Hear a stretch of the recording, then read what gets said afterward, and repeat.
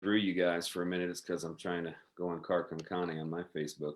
Well, I salute that. It is Car Con Carne. I'm James Van Alstel, and here we are. It is episode number 536. I'm recording this on Wednesday, the 13th. Tomorrow, the 14th. This is a program note. Tomorrow on the 14th on Car Con Carne, right at high noon. Come on back. It'll be on the podcast, all audio platforms, Facebook, YouTube. My chat with both Brett. Oh, you got to turn that volume down. My chat with both Brett Sopel, former Stanley Cup winner, Chicago Blackhawk, and Joel McHale, the incredibly funny, the ridiculously funny and talented Joel McHale. This is part of a partnership I'm doing with the Brent Sopel Foundation. We talk to Joel about everything you want to talk to Joel McHale about. We talk about community. We talk about the soup. We talk about Stargirl and his role as Starman. And then if you want to watch the long form interview of that, you can go to the Brent Sopel Foundation page, the Facebook page, the website. It is a much more detailed conversation going heavy into dyslexia because, like Brent Sopel, Joel McHale is dyslexic, and they talk about living with dyslexia and what the implications are and the challenges that come with it. So the long form dyslexia focused interview will be on Brent's page. My light, stupid community and soup based interview will lean on the Car Con Carne pages. That is tomorrow at noon. Joel McHale on Car Con Carne, who doesn't, let's be honest, doesn't hold a candle to my guest tonight. My guest tonight, he is an MC, a songwriter. He is blue collar hip hop artist, Southside Jake. Good evening, Southside Jake. Salud, James. Thank you so much for having me, good sir. It's a pleasure to be here, especially coming off those names you just rattled off. I felt kind of douchey. I'm like, okay, I'm talking about Joel McHale and Brent. I'm like, I don't want Jake to feel like, I don't know, I'm like name dropping in advance of I love our it. Interview. Okay. It strokes my ego and puts me completely falsely in the category of those guys, which I am not at all. But when people hear this, they're like, oh yeah, those must be some pretty successful guys. Yeah, right, exactly. It's all about the company you keep. So I wasn't intending to start this way, but I know you used to work for Cameo, but since we were talking about name dropping and whatnot, that was your world for a while, right? Cameo was my world for a long time. Cameo being the celebrity shout out video app where you can go on and, have whoever's, Bo Jackson, wish you a happy birthday kind of deal. But yeah, that was my life all of last year, basically. And it was great. We would just, engage with the celebrities and get them signed up and everything like that. And then I was hosting a podcast, their podcast called the Cameo Handshake, where we would, go out and do what you're doing with various celebs. And it was just about the coolest thing ever. Cameo, that was my life for about a year. I ordered my first Cameo last month for my son's birthday. I ordered the Ozzie Guillen Cameo because that was priced to move, $50 for Ozzie Guillen. And it was a lot of, hey buddy, how's it going, buddy? Ozzy on Cameo is my favorite because not that I'm an expert, but he's the dude who holds the camera down and looks into it. So you always get like upward facing Ozzy, and bless his heart, he's got that strong accent, and it's just his cameos are the greatest because it's just like up in his nose in that Ozzy Guillen famous lexicon of, whatever he's saying. So I'm glad you did that. He's the man. And the funny part of it is, it was for my son's birthday, which is the beginning of December, and I decided on Thanksgiving I was going to order it for my son. So I logged on to Cameo on Thanksgiving, ordered up Ozzie Guillen. I would say I had that video within about 40 minutes of ordering it, which tells me that Thanksgiving was pretty quiet at the Guillen house this year. Well, not to be a shameless plug, but that's the best thing for like the celebrities and the athlete types, because they can just, on their side, they can engage with fans and make money basically while sitting on the couch and just rattle off a bunch a day or whatever. But I digress. I don't want this to sound like a Cameo commercial, but if you are a celebrity and you're listening, you might as well join because it's pretty easy to do. Everyone else is doing it. Hey, buddy. Happy birthday, buddy. Shameless plug. You can get Southside Jake for $7 there if you want. $7. Thanks. Now, let's be clear. Southside Jake is a value at any price. But $7 is a damn steal. I think it's a steal. 5 goes in my pocket. I can buy 2 chalupas and a Coke, and I'm good to go. Well, actually, that gets you the whole Taco Bell boxed meal, which I think that's the deal of the century. Yeah, Taco Bell in general. A box of stuff and a cold beverage for $5. Are you kidding me? Yeah, that's the best. You can't beat that with a stick. That's my food guilty pleasure. Do you have a food guilty pleasure? Yeah, that's probably high on the radar on that sort of thing. Anything with cheese, man. Just, cheese fries. Taco Bell's pretty good. Liquid cheese. I'm not talking real, like, that melted gross. Like nacho cheese. Yeah. Oh, yeah. Yeah. The kind you get at the movie theater. At the movie theater or the concession Now, stand. if and when we actually go back to movie theaters, I am a fan of the movie nachos, the box of Tostitos. The only way to do that correctly is to order 2 containers of cheese. One is never enough. Yeah, and the distribution of the nachos. The chips get piled like this, and then you got either a little dipping cup or they layer it on top. But after you eat that top layer, you're left with nothing but dry bottom, and that's nothing you want. You got to 2-cup it, and you got to get the little container of jalapenos, and that's movie nachos. And start working on them before the movie starts, because once it gets dark in there, it's a little harder to maneuver. Then you got cheese hands. Agreed, and nobody wants the cheese hands. Yeah, nobody wants the cheese hands. You got to have a system. We digress. Again, this is Southside Jake. I played your newest song on my radio show a couple of weeks ago on Demo 312. Outside. This is I enjoyed this because this is, coming off a year like we came off of, where everything seemed dark, scary, and shitty. I think a lot of us retreated to happier places emotionally. A lot of us retreated to things that made us nostalgic, things that made us feel good. And that's kind of the way I read this song, Outside. It's a song that throws back to younger, simpler, maybe even dumber times of childhood. Well, first and foremost, I have to say thank you, because as you know, and you've quoted, you have a funny quote you say or something, but which I'll butcher, but you always say something to the effect of that, holy shit, I'm on the radio, or making that holy crap, I'm on the radio moment, again, because you are the dude that provides that for so many artists with that Sunday night Demo 312, where, let's be quite honest, like a guy like me and Outside, it's all internet and trying to break algorithms, and you might get a little love on some AM or college radio, but I'm not getting consistent radio play. No one is, unless you're a part of that like iHeart machine or whatever, which I'm not knocking. I'm trying to say thank you, because you've been kind enough to play my songs a couple of times, and it really is a holy shit, I'm on the radio moment. And we're buds on Facebook. I'm sure you see I milked the heck out of it, like, look everybody, I was on the radio, you know what I mean? I love it. It's a marketing tool for you. I mean, I think you should do that. I mean, not saying because I played you, but anyone who's on the radio at an independent level should use it as another box in their tool, or another tool in their box or something. Yes. 1,000%. And then, it goes in the bio too, as heard on FM, XM, and AM radio, which sounds silly, but whatever. But, it boosts. A rising tide lifts all ships, as they say, you know what I mean? So, but yeah, you hit it on the head with Outside. Outside is just meant to be nostalgic and really kind of just about those simpler times of, like, probably young childhood, teenager, just running around the parks doing stuff. A couple of the verses in there are very true stories about my brother Jason. There's a verse in there about us blasting the radio, and as soon as we do, the car dies. Like, that's a real story. There's a verse in there about him beating up a bully. That's a real story. So yeah, it's just meant to be nostalgic, and I thought Outside weirdly just kind of captured that.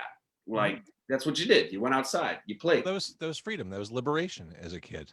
Yeah. I've talked about this before on the show, and I realize that we have a little bit of an age difference, but when I was a kid, the stuff we did as kids, the stuff we got away with, the things we did free from the shackles of mobile phones, as a parent now, make my heart stop. Like, the thought of my kids doing that kind of shit.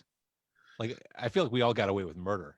I'm not a parent, but I'm 36 years old, not to give it away. So I got my first cell phone when I was like 19 or 20 years old. So I grew up completely without a cell phone, and I couldn't imagine even thinking about parenting and not like knowing where your kid is at. Like, you've got a loose idea because they went to the park, but that was 6 hours ago. Like, what? I would freak out. Where are you?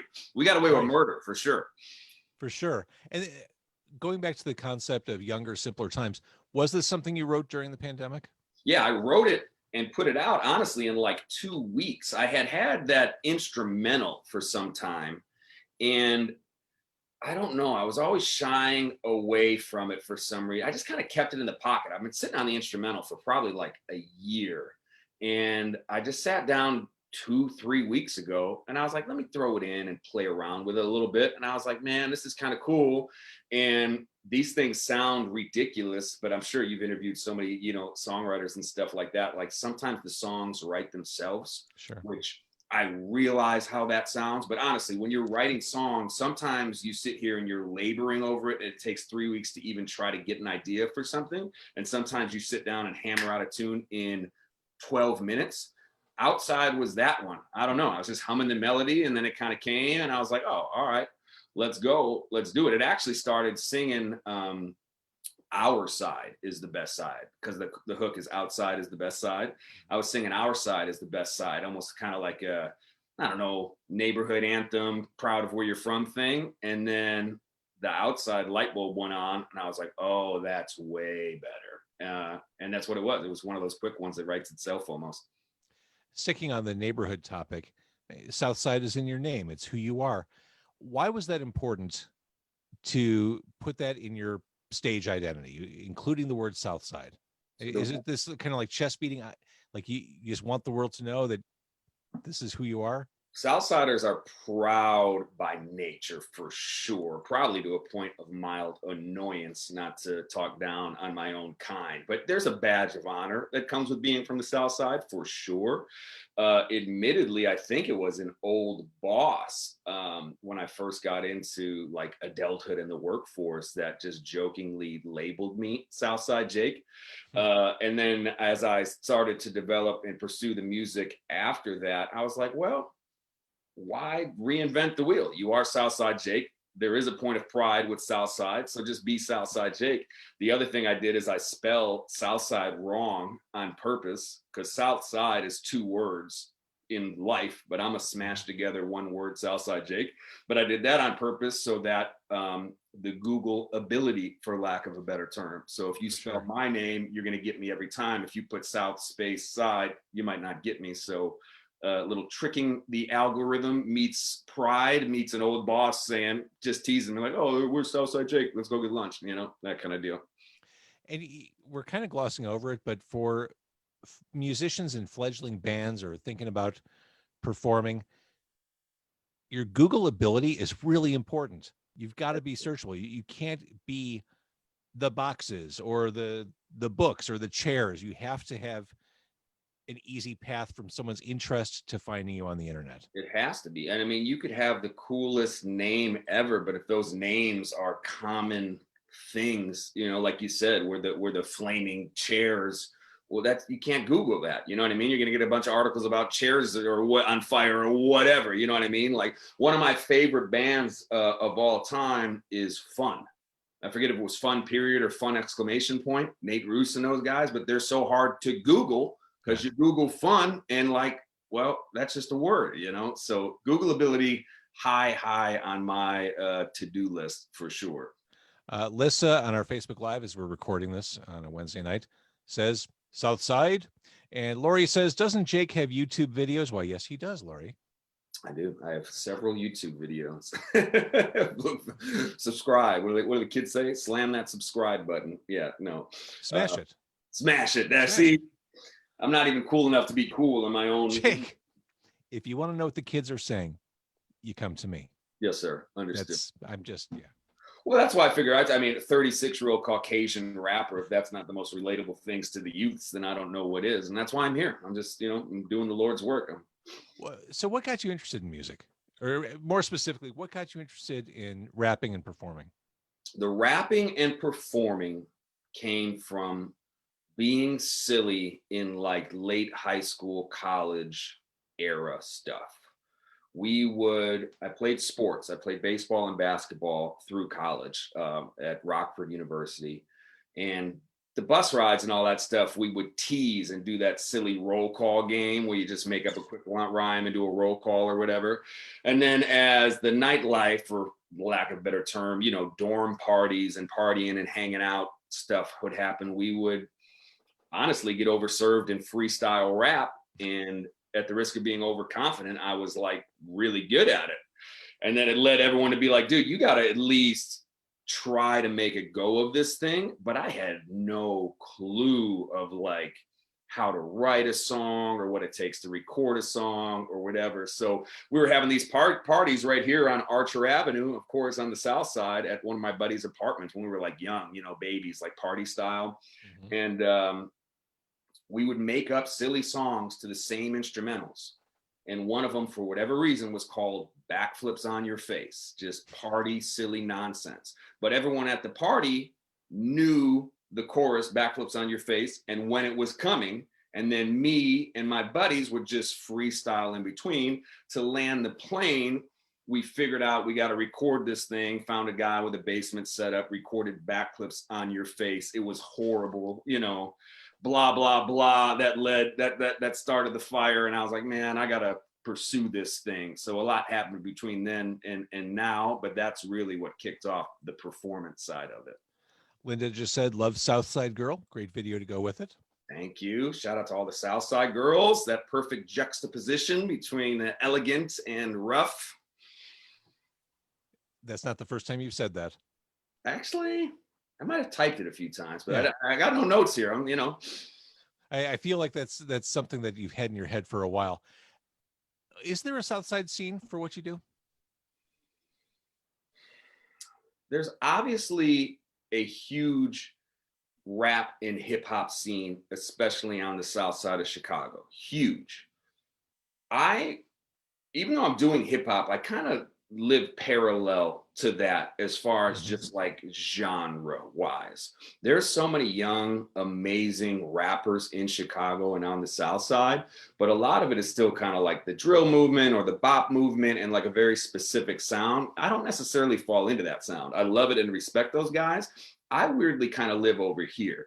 And then you have like a rock and roll / maybe new wave, almost country vibe with like South City Revival and like a lot of like the local cover bands that do originals too, but I don't fall in that lane either. So again, at the risk of being overconfident, I think I'm kind of wedging my way in between two worlds and creating a brand new lane. Like, I don't know anybody that does what I do down here, you know, per se. But again, that's why I asked. That was my perception, and kind of you're kind of making the point I thought you would. You're kind of straddling both lanes, which is not a bad place to be, because if you're carving a path for yourself musically, having a unique position, always better than sounding like a bunch of other shit. Agreed. And that's been me my whole life anyway. I mean, I grew up on the South Side. I went to Bogan High School for a year. I ended up going to Whitney Young. I was always kind of just like caught in between two worlds. Like a lot of my buds from like Bogan and the public league were like doing the you know, the public league, and I knew them from this side of town. And then some other kids I knew from maybe sports were doing the Catholic league thing, and they were a little over there. And it's funny, as an adult, it's all the same thing, and we're just in like a mile radius of each other, but it felt like two very different worlds. So I kind of always felt, just socially and now musically, that I'm kind of in both worlds. But where before as a kid, maybe that was a struggle. Now I embrace it. Like if I can take a little bit of Chief Keef and sprinkle it in my sound with a little bit of, you know, Toby Keith, and like, let's go. So that's what I'm trying to do, at least. One of my favorite things, glass half full, about life with Zoom, life under the pandemic, having to do these video chats, is you get to see into other people's lives. You get to see the way they live. If I'm not mistaken, over your left shoulder is a copy of Welcome to My World by Dean Martin on the wall. Is that true? Oh yeah, mandatory. I don't know how to Zoom works. It's funny, everything's backwards. Left shoulder. Yeah, there she is. Not what I would have expected from Southside Jake. I have a line in one of my songs, to be self-indulgent, that says, "I am Dean Martin reincarnated." I'm on some hippie woo-woo, so I'll spare you this, but I feel a strong real life in my heart and soul connection to Dean Martin himself and his energy. Also, obviously, just all that Rat Pack stuff, and like how cool is just like Dean Martin and all those guys, you know what I mean, just in general. But yeah, on my hippie woo-woo, side, I have been told by a couple of different mediums, and this is going to sound insane, and I shouldn't say it live, that I literally am part Dean Martin spirit wise, on if you believe in that stuff. So Dean Martin, either way, wherever he is, awesome dude, legend. Well, knowing that, can I get you a drink?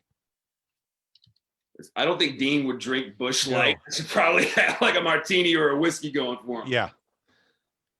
Yeah, I would think it's something gin related, but it's 2021, rough year. Busch Light it is. Busch Light it is. You got to stay on brand. If you're going to be Southside Jake, you got to crush a Busch Light. Exactly. So before the pandemic hit, it seemed like there was a lot of momentum behind you, a lot of wind underneath your sails. I can come up with more metaphors. Where are you at now? I mean, obviously you've been sidelined for a year from performing. You've got this new song. What are you working on in your Jake cave? Yeah, absolutely. So nowadays, as you know, like with the internet and everything and Spotify, a la carte as far as music is a very formidable option. Like you don't have to write an album for 6 months and then promote it for a year after that and then go on tour. You can put out songs like Outside is just a random one-off. That's not on an EP or anything like that. So I think the plan for me is to stay a la carte for now. And then as soon as this COVID stuff breaks, we were just starting to get to some very fun performances. Like we headlined the House of Blues. We did the Brent Sopel thing that you hosted, that kind of stuff. So really want to get back to those performance chops. But in the meantime, a la carte. And with the computers, as you know, too, like I recorded outside here on this microphone.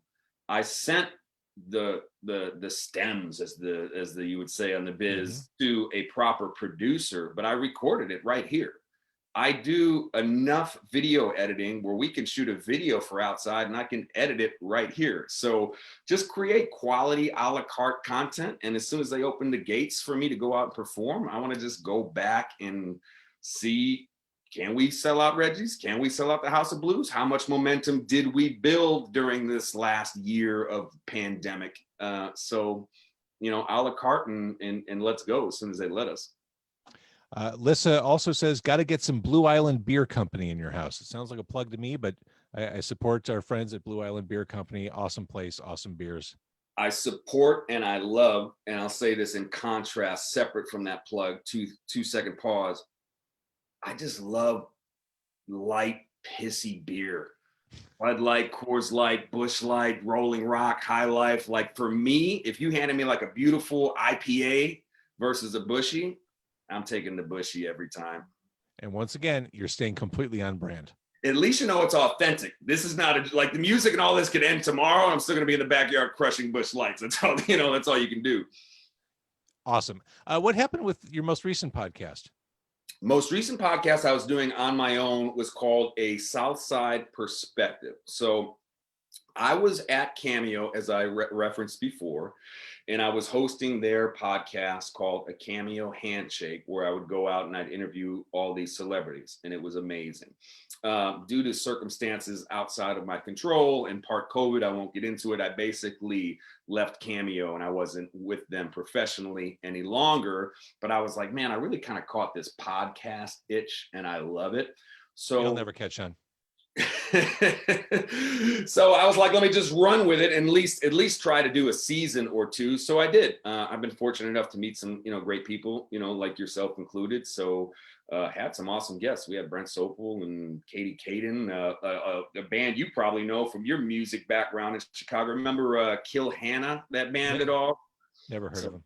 Matt Devine and those guys. So it was fun. It was there's one season in the books, and I don't know if I'm going to do a second season or not. I don't know if it was an itch I needed to scratch or not. Keep talking. You're going to go get the Kill Hannah vintage vinyl, probably, that signed by everybody. I guarantee you. It's funny you should mention Kill Hannah. I was just going through old boxes of stuff. Now that I'm listening to analog music again, pulled this one out, the cassette. I just pulled this out. Can you see this? Kill Hannah demos from 1998 on cassette.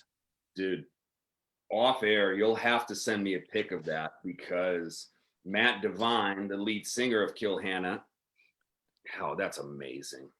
Dude, and especially what's that that iconic logo? The dude sitting on the chair with the speaker blowing his hair in his wind back. Maxell. Yeah. Oh my God. But yeah, Matt Devine, not to name drop, is he became a huge supporter and buddy and, dare I say, mentor, at the risk of being too corny. But anytime I'm out in LA, I'm staying, with him and doing the Kill Hannah coattails train. So awesome band, awesome time. No, I kid. I go way back with Kill Hannah, and I love those guys. It's still, well, when we're not in the pandemic, I would see Greg all around town.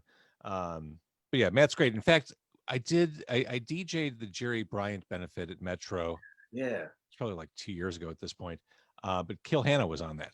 Matt was in town, and they did a couple of their songs. And I walked in to Metro that night to get ready to do the DJ thing. And I walked in during their sound check. And it was just all this flood and rush of emotions because I hadn't seen Kill Hannah play live for 15 years or whatever it had been. And I walked in the Metro. I hadn't been in Metro for a while. There's Kill Hannah playing. I'm like, oh, everything's okay. Everything's right in the world. Like, it's just a rush of happiness. I think that performance for that benefit for JBTV, or that's not what it was for, but I think that was the first time they had performed together in like a number of years, if I recall. I think that was like a reunion set sort of deal. I'm so bummed out that I was not at that show in person. That's one of those where, like, you should have been there. You probably made up some lame excuse not to be, and now you're kicking yourself for having not done it. But what can you do? But yeah. Of course, fast forward to the pandemic, and we're all saying, I'll settle for a shitty show. I'll see something really awful. I'll see something I hate. Just let me see something. Dude, let me go watch a Bulls game at the tavern or anything. Like, well, I'll go anywhere, man. Like, let's just put this to bed already. Yeah, I haven't seen Puddle of Mud for 15 years. What are they up to? I'll go see them. I don't care. I just want to see live music. Yeah. Oh, they're playing in Milwaukee? Jump in. That's right. Get in. That's the reality of where we're at right now. Yeah. All right. So I don't know if you answered my question. Is the podcast ongoing and just being done seasonally? That's the old show business trick that I slapped on it, calling it season 1, so that I would not feel the fire to continue to have to come out weekly. You know what I mean? So as it stands right now, there is a podcast called A Southside Perspective that is season 1, bookended with whatever it is, 8 or 9 or 10 guests. Season 2, admittedly, giving away too many secrets, pending. Is it ever going to happen? Was that niche I scratched? Who knows? But it's there and it's documented, and I had some awesome conversations just like we're having. So, it's there. I encourage people to listen to it. It's almost like, not to ramble, it's almost like the music. Like, so many people in the world have no idea who I am, never heard my music, never heard that podcast. So what I'm getting at is, I might have released a song or a podcast a year ago, and I feel like, oh, I should stop posting about it or pumping it. Like, nah, dude, there's still a whole plethora of people who have no idea what that is. So you might as well keep plugging it and pushing it, because, maybe someone will get some enjoyment out of it. And what you're talking about is something we see time and again. It is hard to keep a podcast going because there's not an immediate listening pop. You don't all of a sudden go from starting a podcast to thousands of listeners per episode, and you don't suddenly make revenue. That takes a long time. So I think a lot of people realize, oh, this is a shitload of work, and I'm not really seeing a reward for this yet. Maybe I'll just pull back a little bit. Usually like 6 to 8 months is when you see people say, maybe I'll come back to this at some point. Well, admittedly, what was really chapping me is the pandemic gave all the time in the world to do the podcast. So I compliment you for keeping yours alive. What'd you just hit, 500 episodes or something on this one? Or what? This is number 536 tonight. Yeah, so that's amazing. I'm talking about 12 in a season, whatever. But anyway, I digress. What I'm getting at is the pandemic gave me all the time in the world to do it, but I'm a bit of an audio snob, and the pandemic means you got to interview these people over the phone or whatever. Right. And I just really don't like the sound of telephone audio. And I hadn't figured out the Zoom thing yet. Yeah. Obviously I should have learned from you, but the telephone audio, I just didn't think was a good listener experience. I agree with that. I agree with that completely. Beyond that, as a host or as an interviewer, not being able to see who you're talking to and pick up cues and know when to shut up or when to talk is awful. It makes it a horrible experience for the interviewer because you're just never quite on your game when you're talking to someone on the phone. Well, even on TV, if you're watching any of the Sports Center stuff, or even like CNN or Fox, when they have like multiple people, and there's just that delay, and there's that awkward thing of like, oh, is Jake done talking? Yeah. And then we do the, and then it's like, oh, as a listener, and again, I'm an audio snob, but it just drives me insane. So I was like, maybe we should just cool out for a little bit. Yeah, I realized in order to keep the podcast going, I needed to switch to the model I've been in since March, and nightly from home, doing it over Zoom. But I also realized when I made that decision, I don't have time to finesse the final product. I don't have time to go back and meticulously edit things and work on compression. It had to be raw and immediate in order for me to keep doing this and sustain it and make it something that didn't feel like a chore. So I don't have those audio hangups that you do, but I'm aware that, sure, this could be a lot more polished than it is. But okay, life under a pandemic. Here we are. Yeah, but you set the standard, and I'm not just saying that to get brownie points because I'm talking to you. But when I was first doing it, I'll call it my own naivety. But Zoom, I feel like everybody knows Zoom now, and the audio on Zoom is pretty good. I wasn't doing Zoom. I was using a different app that I won't mention because I don't want to talk down on it. But it wasn't the same. And you're getting two birds with one stone because this is running live now. So this is social media content for anybody who checks in if they want. Yeah. And then the way I understand it, you release the audio at a later date as a podcast. So it's more like a later hour. I mean, literally, after I finish these each night, I upload the video to YouTube and I convert the file to an audio episode. And before we all go to bed, this episode will be live on all the podcast platforms. That's awesome. I love it. I compliment you, man. It's 500-600 episodes or whatever. That's crazy. That's awesome. Congratulations. It's kept me busy, Jake. You got to do something. You got to do something. What else are you going to do? I mean, even before the pandemic, I would sit in front of Netflix and spend 15 minutes scrolling through thinking, I don't want to waste my time on something I'm not going to like, but I would spend 15 to 30 minutes wasting my time because I didn't want to waste my time. And then it gets to the point where I'm like, screw it. I don't want to watch anything. I couldn't imagine doing that throughout the pandemic. What do they call that? Analysis by paralysis, or paralysis by analysis, right? You spend too much time over analyzing, then you don't do nothing, and you throw your hands up in the air and you're just like, oh, F it, I'm out, Yeah, I didn't want to waste my time. Yeah. So my problem is I'll get the plate of food and I'm ready to watch Netflix, but I don't want to start eating the food until I found the perfect show. But then I don't find it, and then the food gets cold, and then I throw up my hands and I'm just like, oh man, cancel it. I'm out. All right. So Southside Jake, if people want to hear Outside or anything else from your year-spanning catalog, where can they find you on streaming services? Everything, thank goodness, is Southside Jake. So southsidejake.com. Instagram is Southside Jake. Facebook is Southside Jake. Spotify is Southside Jake. If you really want to help me out, shameless plug. I know people don't buy music anymore, but if you wanted to buy Outside or anything as a single. I still buy music. How dare you? You, sir, are a legend, and I tip my cap. But you know what I mean? Like, I don't even buy music. It's hypocritical. I stream it on Spotify or YouTube. You know what I mean? But everything's Southside Jake. So Spotify, and if you feel like you want to throw the 99 cents of the iTunes, I'd be much obliged. It'll buy me another Busch Light, another Taco Bell box. All right, Southside Jake, thank you so much for doing this tonight. James, 2-second diatribe. You played me on FM radio multiple times. You invited me on this thing. You're becoming quite the ally, and I just want to thank you from the bottom of my heart. I think you're a legend, having growing up listening to 97.9 and 101.1, and I won't go on, but this is cool for me, so thank you very much.